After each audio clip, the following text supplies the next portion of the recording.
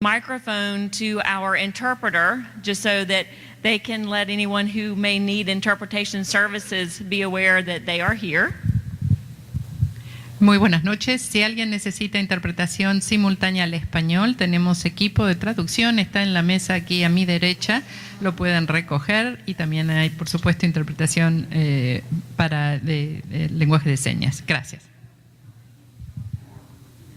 So again, welcome. We do have a number of tables that have only one person. If you would like to consolidate so that you have others to talk with, that's fine. I would like to have at least 5 tables, though, with some empty spaces so that as people come, they have a place to sit with a table facilitator. So this evening, we're going to be going through a PowerPoint presentation with cooperative strategies. And the folks representing cooperative strategies who do educational consulting are Scott Leopold here in the back, and he's going to be our primary presenter. We have Alex Boyer over by the secondary entry. And we have Ashton in the very back. In addition, we have a number of our E-team members here this evening. If you'd raise your hands and be recognized if you're an E-team member, assistant superintendent, district leader in the room. We have our district administrative team in the room, and the folks with facilitator tags are part of our facilities steering committee or district administrative team. And they're all here to help us have good, rich conversations tonight about how we might look at facilities and programming in order to further develop our facilities master plan for our growing district. So without further ado, I'm going to hand the microphone over now to Scott. Again, I should also mention Beth Martinez in the back, who is our Chief of Staff and Strategic Planning, who's also leading this effort. Thank you so much for being here. Okay. I don't need a mic. Okay, welcome everybody. This is our second time doing this, so hopefully I don't skip over things and go too fast, but we have a pretty small group here today, so we'll have lots of time for some individual discussion. This will be great. So our overall agenda, I'm going to go through the process and the timeline of this master planning update. I'm also going to talk about the purpose of this meeting so that there's no confusion. We're going to kind of do an overview of some of the challenges that are facing FBISD from both a facilities and a programmatic standpoint. Then we're going to have a small group discussion. We have already published an online survey to collect feedback around some of these challenges and solutions. And then after our group discussion, we'll adjourn for the evening. So just an overview of the plan. This little timeline kind of shows us where we've been and where we're going for this update. We started with a futures conference back in December, and then we assembled our steering committee. Real quick, can I just have my steering committee members please stand up? So let's give these folks a round of applause. They've volunteered a lot of time to kind of help us out in this process and vet through all the information, and they've been a great resource for us. We're also in the process of gathering background data and analyzing it. We're looking at facility condition data, facility adequacy data, or educational adequacy data, and I'll talk about that a little bit more in a minute. We're also looking at projected enrollment, capacity, and location of programs. All the information that we'll be gathering will be available on a geographical information system so we can see it spatially and visually up on maps, which is very helpful when we're talking about planning. Here we are at this point in the process. We're establishing the educational framework. And what this is we want to gather some high-level feedback around the challenges that we're facing and some possible solutions so that we can kind of build that envelope to develop our options, because we don't want to develop options that aren't going to be palatable to the community. And so that's the whole purpose of having this engagement. We're going to have an online survey or questionnaire for everybody to fill out, and we'll be tabulating all those results and working that through the committee. Once we have all that information from the community as far as feedback goes and that background information, we'll be developing options in the committee. And so that's going to take place throughout the month of March, and once we have those options, we're going to come back to the community again in early April to present those options to the community for additional feedback. In April, we're not voting on what's going to happen. We're simply putting a multitude of options out there so that we can take the temperature of the community and then review that feedback as we develop recommendations for the superintendent, and the superintendent will in turn make recommendations to the Board of Trustees. This is kind of our guiding document for this process. This is the profile of the graduate. FBISD exists to inspire and equip all students to pursue futures beyond what they can imagine. There's copies of this at every table. If you go on the district website, About Us, we have all of the guiding documents, the mission, the vision, the core beliefs, but this is something that's very important throughout this process, and it's why we do this. It's why we do our facility planning. It's really the guiding document. As far as the steering committee go, we have 30 steering committee members and 3 alternates. 21 of them are designated by the Board of Trustees and 9 by the superintendent. The role of the committee, they're serving as a district advisory committee. They're here to consider the needs of all students. They're here to seek out and evaluate feedback, and so it's important that we have those good discussions today so these steering committee members can really hear firsthand what's out in the community, what's important. The committee will be helping us to develop master planning options, and they will ultimately make recommendations to the superintendent.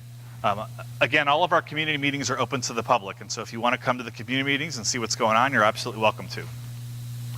Here's our overall timeline for the process. We started our first committee meeting on January 25th, and we'll be meeting through April.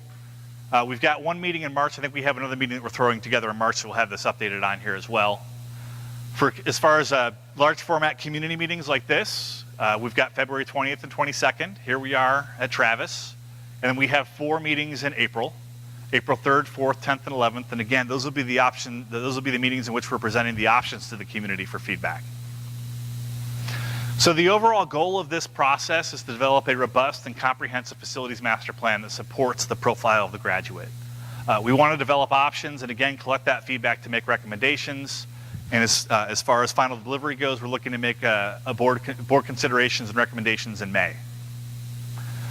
Before we can kind of see where we're going in the future, it's important to kind of look back and see what we've accomplished to date. And so this is just a map of the district. The high schools are in purple, middle schools in orange, and the elementary schools are in blue. And we're going to kind of, just at a high level, go through what was accomplished out of that 2013 process. We had 6 new schools constructed: Patterson, Neal, Madden. Madden was actually funded, I believe, out of the previous bond program, but it was recommended as part of that 2013 process. Sullivan, Leonetti, and then Thornton will be opening next year. We had 6 additions: Hodges Bend, Oyster Creek, Cornerstone, Schiff, Sienna Crossing, and Scanlon Oaks. We had 8 major renovations, and so these could be things like roof replacements, HVAC packages, those types of things. And then we had 53 different minor renovations. And so this could be anything from a carpet replacement to Wi-Fi or security updates, those types of things. But you can see this was a $484 million bond program, and you can really see how far it went as far as touching every single facility. So how is this process different? We now have some board policy in place. Policy CT Local requires that the district provides an updated capital plan every 5 years.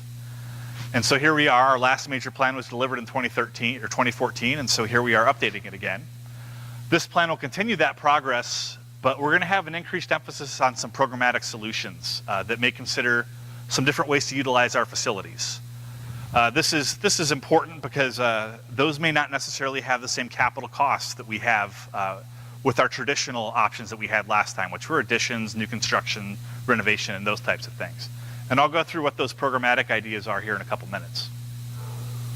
So again, the purpose of this meeting, we want to engage in high-level discussions about the challenges facing FBISD. And you'll see as we begin our group discussions, that's really the point of that, is to have that conversation.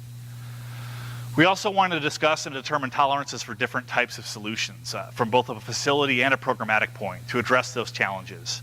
And we'll use this feedback to inform the educational framework that will be used to develop options. Again, we're building that envelope to find out what's acceptable so that we don't bring something as an option that isn't acceptable. At each table, I think everybody should have a glossary of terms. And I'm not going to go over every single one of them on the slide, but what we did is we went through the survey, and there's one word that I'm going to confess I changed it on the survey. So if you saw biophilic on the survey, it's not on the term glossary, but I changed the survey so that it says natural now. And so hopefully there's no hiccups there. But that glossary is intended for you to be able to go through the survey, and if there's anything that you don't understand, the term should be on the glossary. I'm going to go over kind of the 4 big ones here. The first one that we have is capacity. That's the number of students that a facility can serve in its permanent space. And when we say permanent space, we're talking about the main footprint of the building and not including any temporary or portable classrooms. Utilization is the percentage calculated by dividing the enrollment by the permanent capacity of the building. Facility condition is a state of a facility's physical components. And so when we're talking about condition, we're talking about the bones of the building. We're talking about the structural systems, the building envelope, so the windows and the roof, the HVAC systems, electrical systems, those types of things. You can have a condition renovation on a building and not actually see anything that was done, and it can be a significant amount of money. So when we're talking about condition, we're talking about those physical components of the building. Facility adequacy or educational adequacy is a measure of how well a facility can support the current program. This is quantified by comparing the existing facilities to the educational specifications. And I'm going to go into this here in more detail in just a minute. So we have a couple challenges that are facing FBISD. The first one that we have here is overutilized facilities. A facility is considered to be overutilized when the enrollment exceeds 120% of the campus's permanent capacity. This is defined by policy FC Local, which defines the acceptable range as being between 80 and 120% of that permanent capacity. If a facility is at 100%, that's when we would trigger adding portables to a site. And so if we have a facility that is over 100% and less than 120%, that doesn't necessarily mean that it is an overcrowded facility, but it may have temporary buildings in order to be able to serve those students. And so that's that little wiggle room that we have between that 100 and 120%. Anytime we do a facility master planning process, we want to try to get down to 100% in our permanent space, because we don't want to have our reliance on portables. We want to be able to use portables to address rapid accelerations of growth in certain areas. But when we're doing a capital program, we want to right-size the district. So how does overutilization impact the quality of education? Again, temporary buildings may be required to house students. That means they have to leave the confines of the school, and there's covered walkways at some campuses, and go into a temporary building.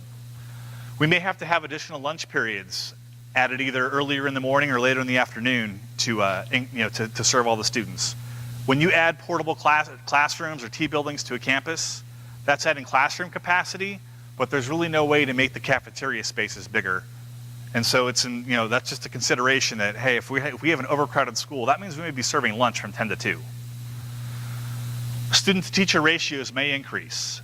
Elective courses or enrichment classes may not have dedicated spaces. And so you may have schools that may have to have art on a cart or music on a cart because there's too many students in the school to be able to have a dedicated space for that program.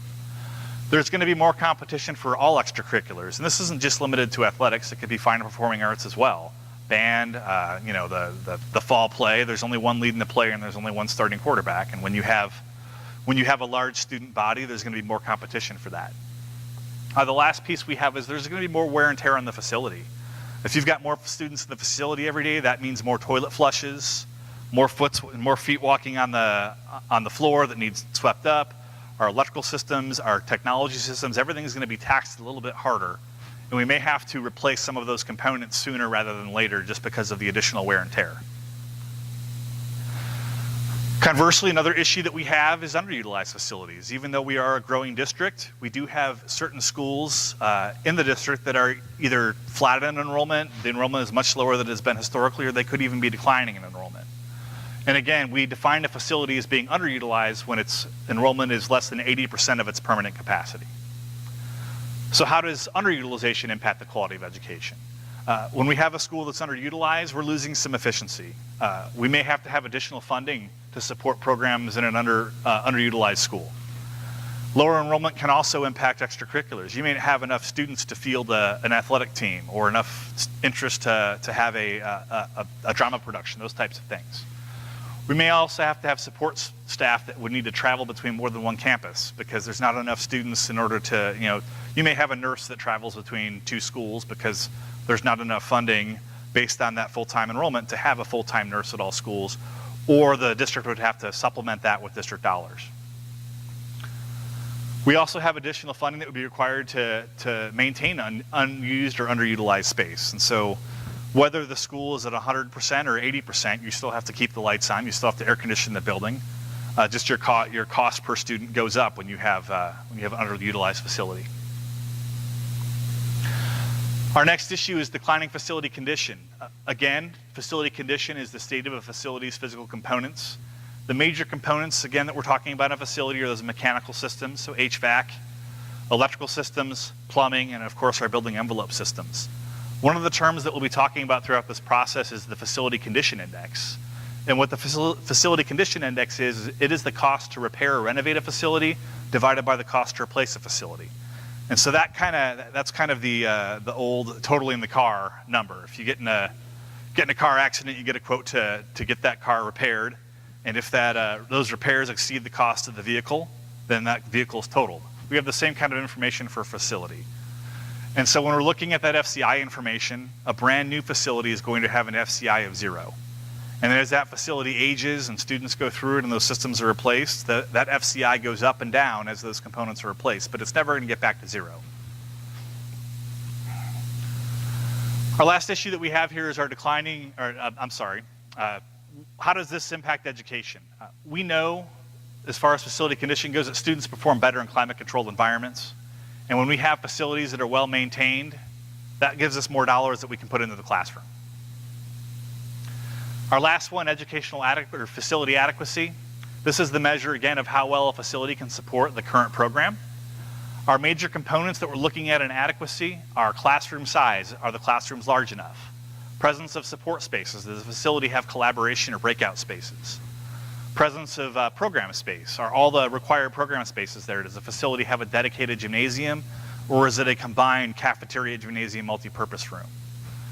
Furniture, fixtures, and equipment. Are the desks age appropriate? Is the casework and storage adequate? I've never talked to a teacher that told me that they had too much storage. What's important, and I want to just make sure that we differentiate between condition and adequacy. A condition assessment is going to tell you what's broken. An adequacy assessment is going to tell you if the right components are there and if they support the program. And so they're two separate pieces that we kind of have to look at in tandem that have a very different impact on the educational program. So how does defining adequacy impact the quality of education? By definition, adequacy is going to impact the quality. Because we have facilities that were constructed across different eras, we're going to have disparity across buildings. Newer facilities that are going to be built based on the current educational specifications are going to be more adequate. They're going to have larger classrooms. They're going to have those support spaces. Older facilities that were built in the time when students may have gone home for lunch, or we didn't have an inclusive special education program, those are likely going to be less adequate. And so we'll be bringing that data to the committee to help us develop options. So how can we address these different issues? We have a couple different tool chests that we can work from here. We have our traditional facilities options, which are new construction, renovation, addition, or perhaps selective demolition. And this might look silly. Well, why is that there? If we have a facility that is underutilized, we may be able to take a look at that facility and see if, hey, are there any parts of this building that are old and are in poor condition that we're not using anyway that we can take down and then renovate the rest of the building? That would be a selective demolition. New construction is something that we could use to either replace a facility that is in poor condition with a new facility, or it can be a solution to deal with overutilized schools. We would build a relief school. Renovation, again, that would be to remedy either poor condition or adequacy. And then in addition would be to increase capacity or replace portable temporary buildings. Now, programmatic options, this is a little different. We didn't really talk about this a lot in 2013, and that's what we're going to start to look at in more detail in this process. First thing that we can look at is program location. Per policy FC local, all programs are portable. And so when we're talking about those programs, we're talking about academy programs, we're talking about pre-K, we're talking about special education centers, or even maybe some ELL programs. We can take those programs and move them around to where there's capacity or to where the facilities are built to support those programs. Adjustments to schedule. This was a big topic of conversation in our last meeting on Tuesday. There's a question on the questionnaire that talks about strategies to increase capacity. without adding to the footprint of the building. And so when we talk about adjustments to schedule, we're talking about things like an extended day, where you may have a campus that's running a 10 or a 12 period day, where students can elect to take classes earlier in the morning or later in the afternoon, so that you have less students in the facility at any one time. And that can increase the capacity of the facility.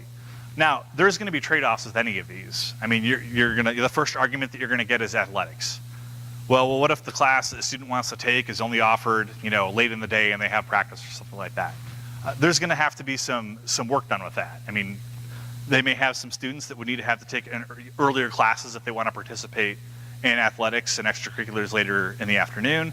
But conversely, you might have some swimmers or some other sports that have practice early in the morning, where it might be nice for them to start class at 9 or 10 o'clock and then go later in the afternoon.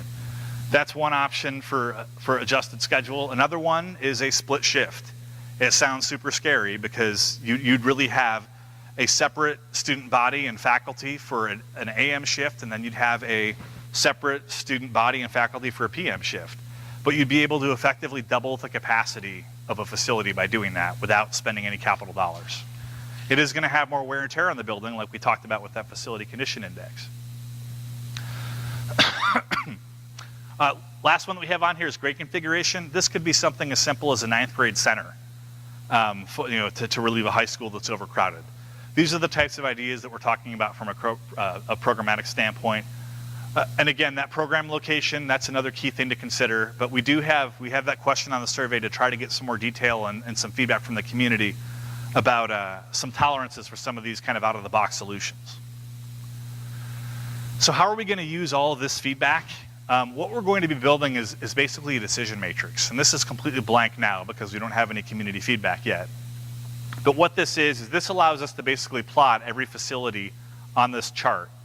And on the y-axis, we have facility condition. And so facilities that are in good condition are going to be lower on the chart with lower FCIs. Facilities with poor condition or higher FCIs are going to be higher on the chart.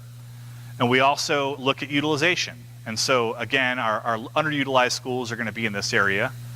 This is our acceptable range, 80 to 120%. And then the facilities that are over 120% are going to be in this range. Ideally, we'd like to get every single facility into this little box, where our condition is less than 33% FCI. And again, that's that renovation cost versus the replacement cost. And our utilization is in that 80 to 120% range. This is just an example of what this data looks like once we have it. Excuse me. And so this has all the facilities plotted. And again, this is sample data from another district. We don't have FBISD data yet. But this shows you that, all right, well, I have 2 facilities up here that are in very poor condition. Their FCIs are in the 70s and 80s, but they're also overutilized. Once I start to plot these, the possible actions kind of work themselves out. Based on feedback from this particular district, they decided that, hey, if we've got a facility that's in high demand as far as utilization goes, but it's in poor condition, we know that we need to replace that facility. And so this portion of this decision matrix to tell us, hey, let's look at these schools and let's look at possibly replacing them and make sure that they're the right size because they are overutilized. On the other side of this, we have some facilities that are in poor condition, but their utilization is low. We would look at these facilities and we would look at them from a geographical standpoint and say, okay, well, is there an opportunity to maybe replace 2 of these facilities with 1 new facility? And this is just kind of the way that we use that data. We look at the condition, and this will include both the adequacy and the physical condition of the building and that utilization to help us drive what those actions might be. And again, we want your feedback tonight to kind of help us build that tool chest of what's acceptable and what kind of actions that we should look at. And so the survey questions are very tailored towards these issues that we have.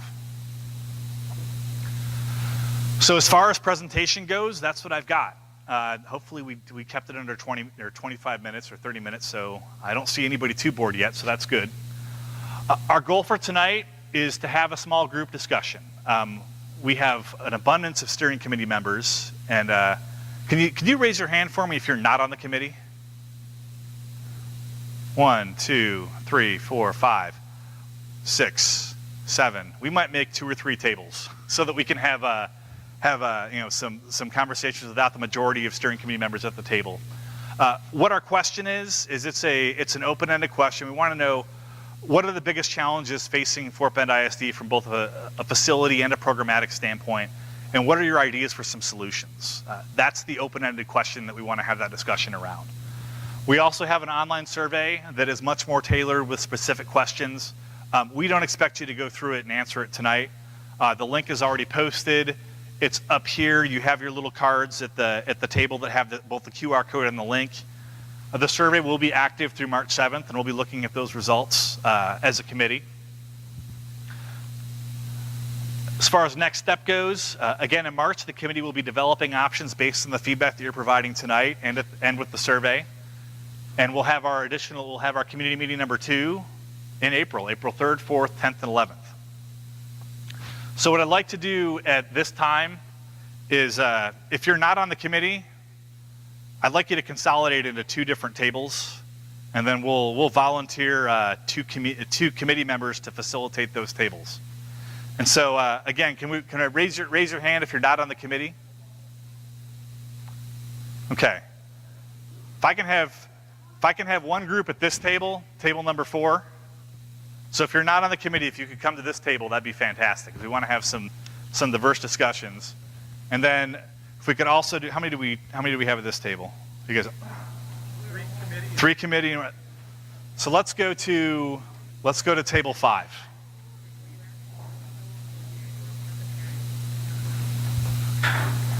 And again, we have where's our little prompt sheet?